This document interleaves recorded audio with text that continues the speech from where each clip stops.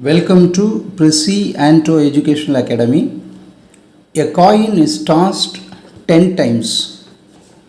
What is the probability of getting 3 or 4 or 5 heads using central limit theorem? So first you have to write what is given. So given n is equal to 10. A coin is tossed 10 times. So the probability of P is equal to 1 by 2. Q is equal to 1 by 2. One coin tossed 10 times or 10 coins tossed one time. P is equal to 1 by 2. Q is equal to 1 by 2 because a coin is having two sides. So that's why 1 by 2, 1 by 2. N is equal to 10. In binomial distribution, what is mu? Mu is equal to n into p. This is mean, which is equal to n into p because it is not given mu value. So that's why this is a type 2. So 10 into 1 by 2, which is equal to 5. Next, the variance. So variance sigma square, which is equal to NPQ, which is equal to 10 is n is 10, P is 1 by 2, Q is 1 by 2. So therefore, which is equal to 2.5, 10 divided by 4, which is equal to 2.5. Okay. So next, the standard deviation. So what is the standard deviation? Standard deviation SD, which is equal to sigma, which is equal to square root of 2.5, which is equal to 1.58. So standard deviation also we have got. So after that, this is a type 2. Type 2, there is some results. So you got to write the result. So the result is if the discrete random variable, this is a discrete random variable. So therefore, if the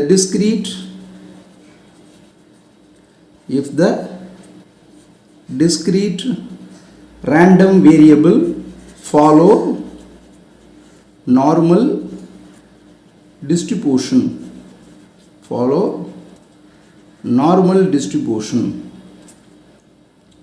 then x bar is equal to, or x bar follows n into mu comma sigma by CLT central limit theorem. Z is equal to x bar minus mu divided by sigma, x bar minus mu divided by sigma. So this is very important. This is a type 2 problem. So type 2 is, let us see how to solve this problem. So everything we have got, n value, sigma value, everything we have got. So therefore Z is equal to x bar minus mu divided by sigma, which is equal to x bar minus 5, mu is 5, sigma is 1.58. So to approximate the discrete probability distribution, you have to write here, to approximate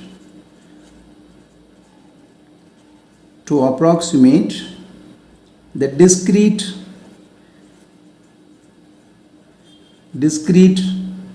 probability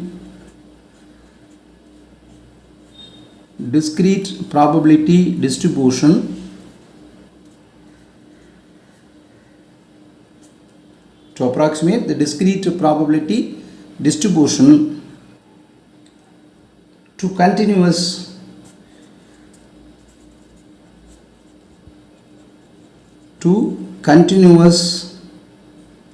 probability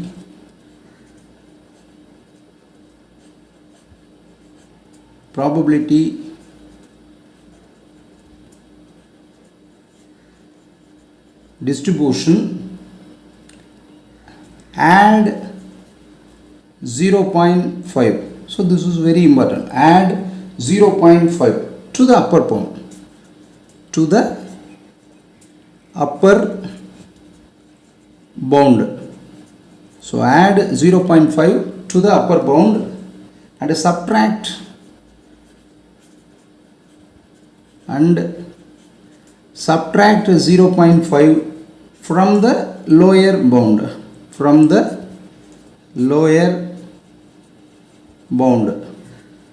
So this is very important. So add 0.5 and subtract 0.5. So therefore probability of 3 or 4 or 5. So 3 less than x bar less than 5, which is equal to probability of, so already as I explained you, 3 minus mu divided by sigma less than x bar minus mu divided by sigma less than 5 minus mu divided by sigma. The minus mu divided by sigma, each term you have to subtract it. So therefore, which is equal to,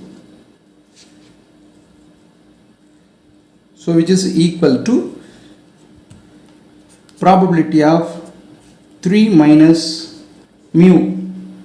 So 3 minus, okay, so from the bound you have to subtract. Before doing this you have to subtract,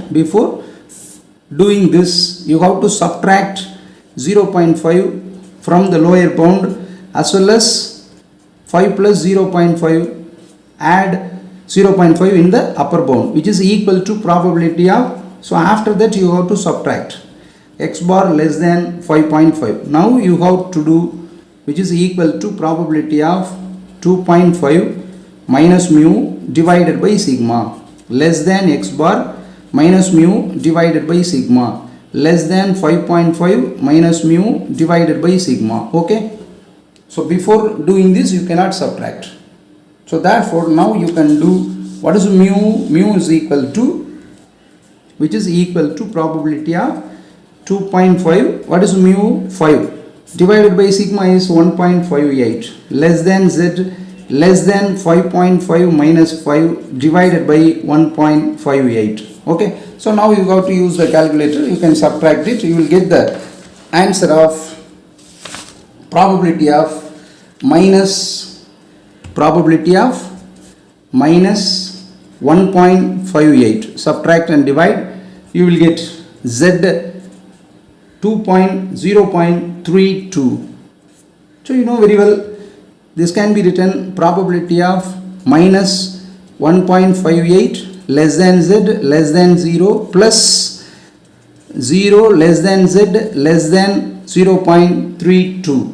So negative or positive, because bell shaped curve, that is equal, so therefore you can write as 0 less than z less than 1.58 plus probability of 0 less than z less than 0.32. From the normal table you can find, from the normal table you can find the value of 1.58, 0.4429 plus 0.1255, which is equal to 0.5684. This is the final answer. Thank you.